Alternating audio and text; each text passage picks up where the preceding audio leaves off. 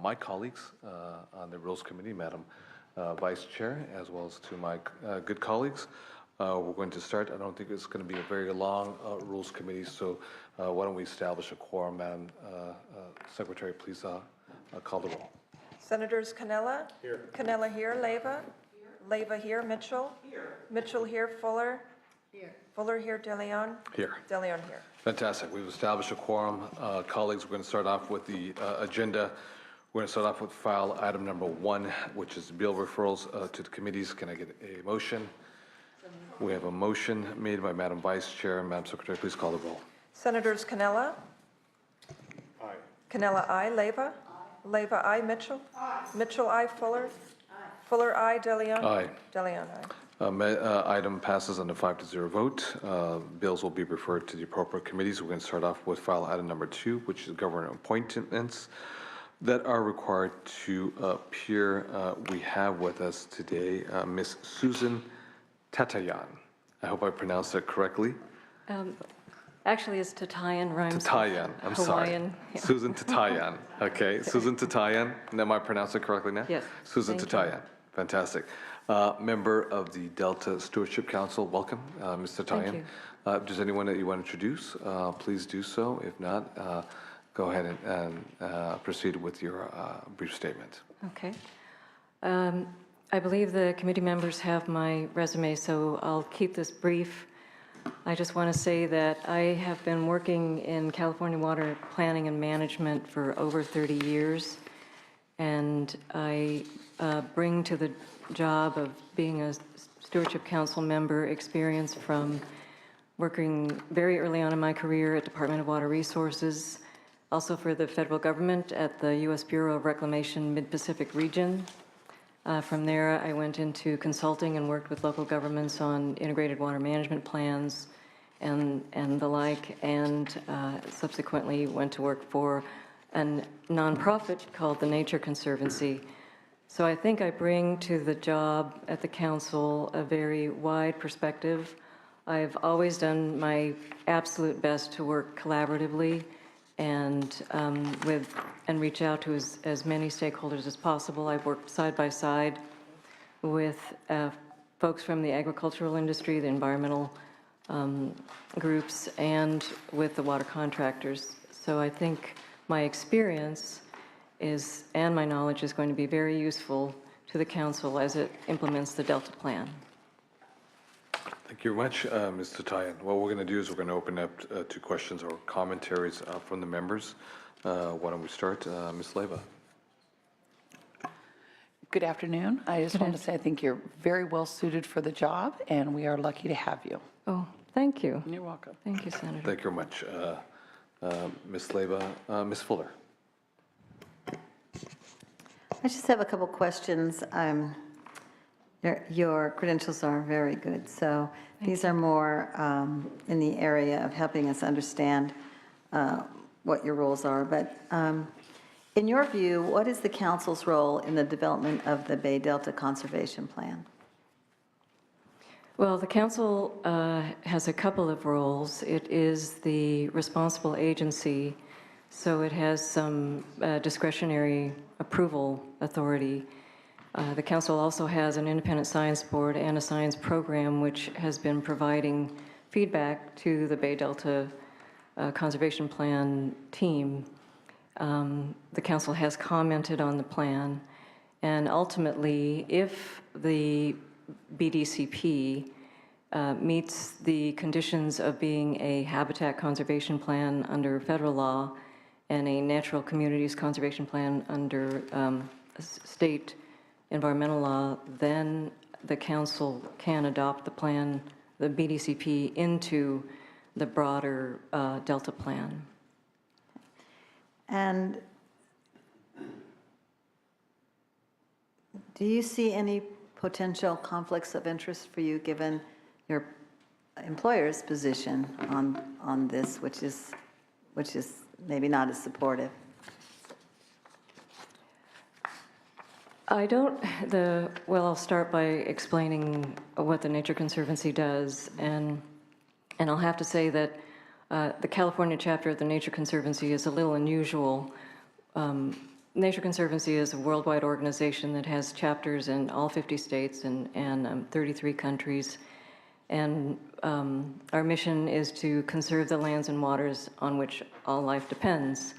Now in California, we have our own water program, and the water program employs folks who have worked very long in California water, a hydrologist, an engineer, a hydrogeologist, and yes, we work very hard to find ways to supply water to nature, but we do it within the context of reconciling it with human needs. So our tagline is, I don't know if this is still on, is that, you know, we're working for long-term sustainable water supplies for people and nature. So I don't really see a conflict. Now on the on-the-ground level, if the Nature Conservancy carries out a project, a restoration project in the Delta, we, like any other project proponent, would have to declare that project consistent with the Delta plan. And if and when the project comes before the council, I would have to recuse myself.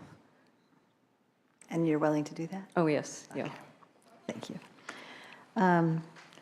And then just another from my area is, how would you assure me that you are able to equally support the co-equal goals as outlined by the Delta Reform Act, given your role, your many and various roles? What balance would you bring to this? Well, first I have to say that being so long in the water world and witnessing many heated arguments and learning from, I literally have sat side by side with the West San Joaquin Valley ag contractors and with urban contractors and with public interests. And so I think I would be able to bring what I know of those perspectives to the job and do a really good job of balancing. I have been there when there's been the first ever drought water bank.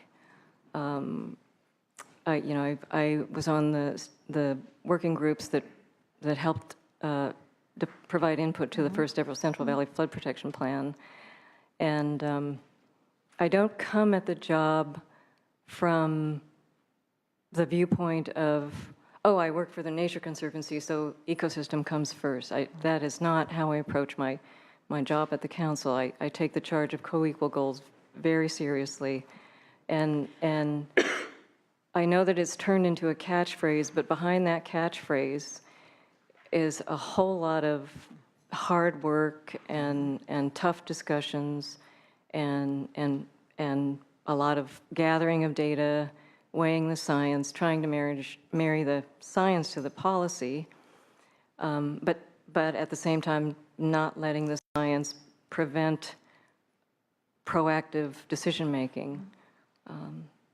So yeah, I think I would be able to balance very well. So I take it that you support the letter of the law now, since the Prop 1 is the law, and you want to make it work. Is that what you're trying to say? Yes, yes. Okay, good, because I think that's what we're all looking for, is that I've had to move forward and leave a lot of baggage behind me each time we went to another reiteration of water legislation. And as long as we all do that and keep moving forward, I think we'll have a good product. Thank you. Thank you very much, Ms. Fuller. Mr. Cannella.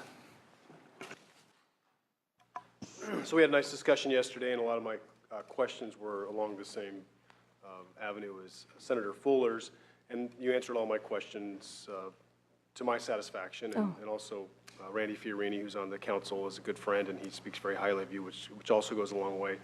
But just to reiterate again, I was concerned about the potential conflict of interest, although I have great respect for the Nature Conservancy, and I think you guys do some very good work. They don't always, their views don't always match the views of the people in my district who have no water and been turned off. And so I'm very sensitive to that. And so when I asked you yesterday, as Senator Fuller just asked you, if you support the co-equal goals, it's not just protecting and restoring and enhancing the delta. That's part of it. The other part is providing a reliable water supply. You said very clearly that you do. You said very clearly again to Senator Fuller that you do, and with that, I'm very satisfied. So thank you. Thank you, Senator.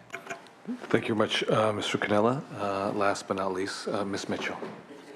Thank you very much, Mr. Pro Tem. Good afternoon. Good afternoon. I too have a good friend and colleague that serves with you, Mayor Asia Brown, who speaks very highly of you. I don't have any questions, and when the appropriate time is available, I'll be more than happy to move the nomination. Perfect timing. So we have a motion that's been made by Senator Mitchell. Madam Secretary, please call the roll. Senators Cannella? Aye. Cannella, aye. Leyva? Leyva, aye. Mitchell? Mitchell, aye. Fuller? Fuller, aye. DeLeon? Aye. DeLeon, aye. Ms. Tatayan, you pass on a 5-0 vote. Congratulations. And your confirmation vote will go to the Senate floor soon. Congratulations, okay? Thank you.